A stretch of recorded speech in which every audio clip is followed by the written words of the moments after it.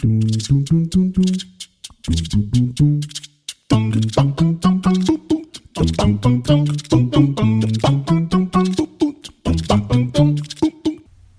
morning, Internet.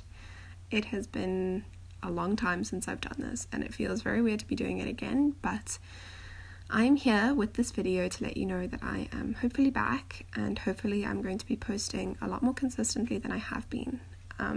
My last video was my April studio vlog, and it's now I'm recording this voiceover on the 1st of August, so it's definitely been a while, but here's to hoping that I will be able to be much more consistent with my video posting, and I hope you guys are okay with being patient with me, and I want to thank you very much for sticking around.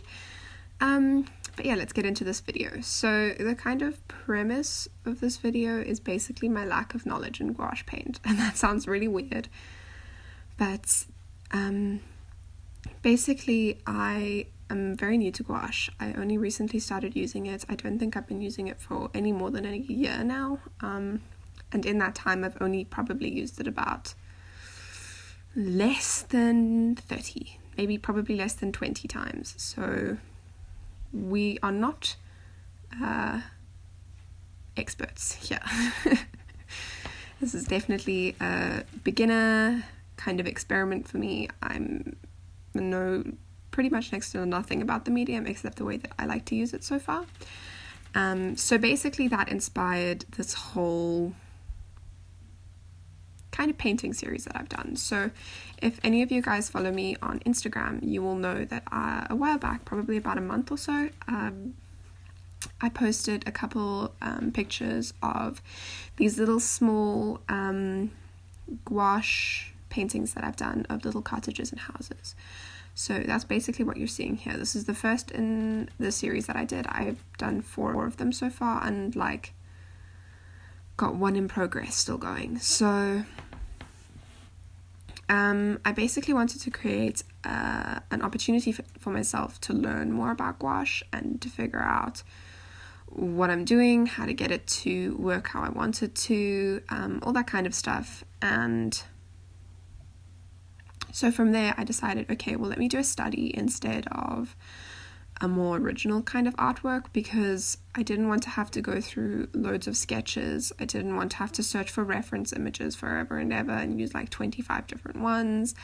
I didn't want to have any kind of pressure when I was doing this. I wanted it to be the most easy, natural, chilled kind of painting experience I could manage to make it. So what I decided to do was do these little gouache studies. So what I did was I went onto Pinterest and I found some inspiring images of cottages that I really liked and that I wanted to paint.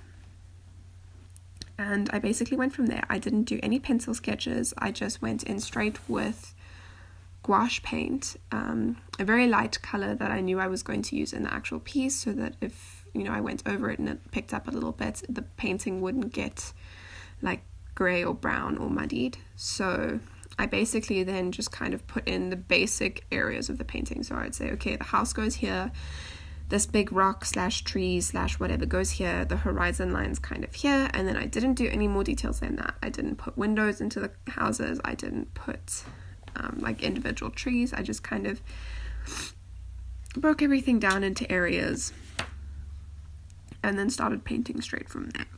So what you're seeing now is about halfway through the painting, where you can kind of see some of the more sketchy parts and also some of the more completed parts. And I really think that this is a good way, for me at least, to learn what to do with gouache.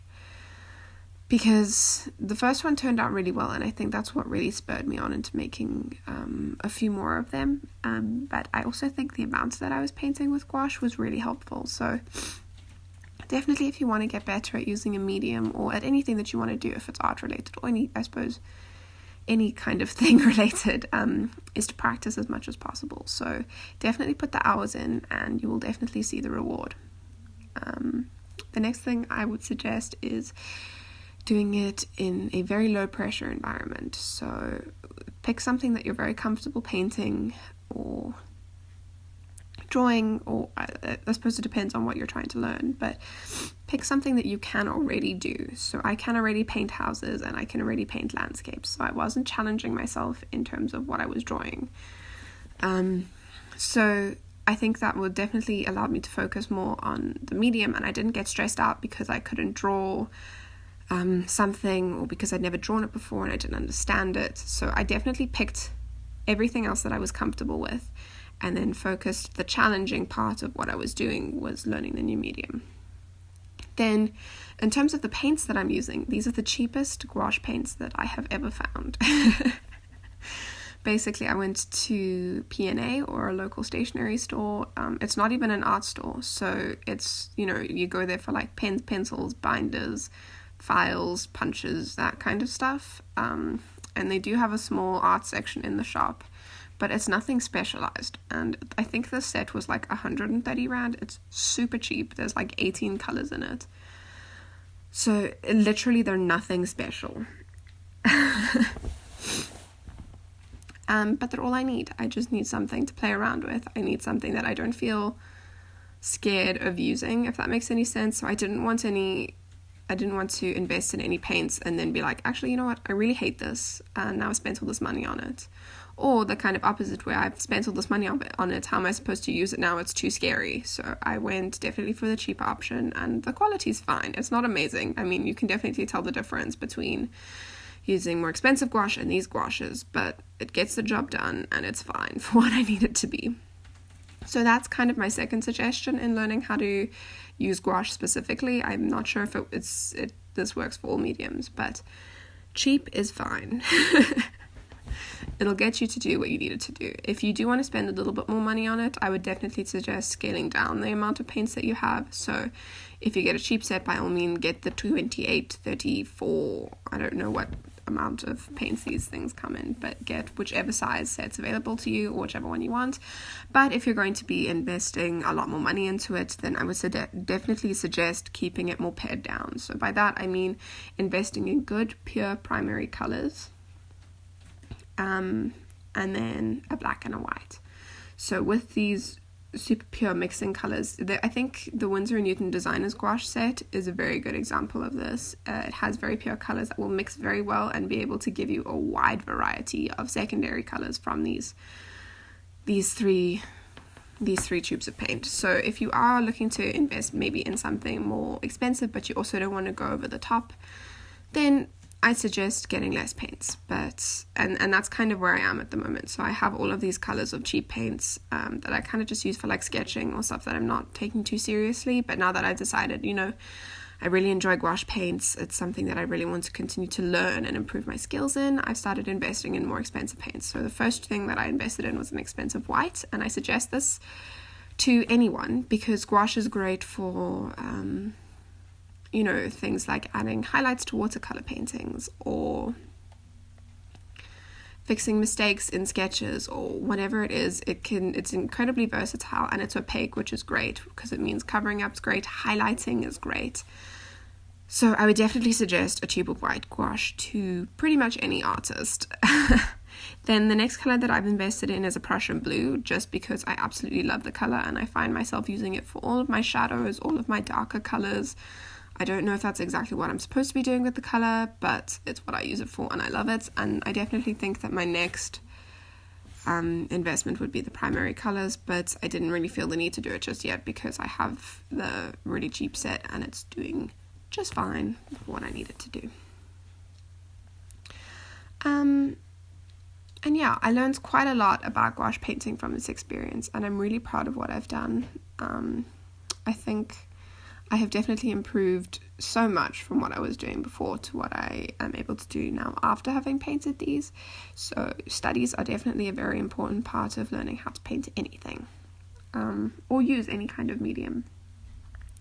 But I also think I've figured out, aside from how to use it, is more like the technique that I want to use. So the kind of the style that I want to paint in, which is more like it's not so much blocky, but it's like there's definitely lots of sections and little like dabby bits of color, which I really enjoy. And I mean, if that's not how you want to use it, don't feel like this is the only way to do it. It's just how I found, how I enjoy doing it. But yeah, I really do hope that you guys have found some kind of use from this, whether it be from like figuring out how to start gouache yourself, or just it's an interesting video to watch, or maybe it's entertaining to people who really know how to use gouache, to see someone starting out and kind of struggling and fumbling and whatever.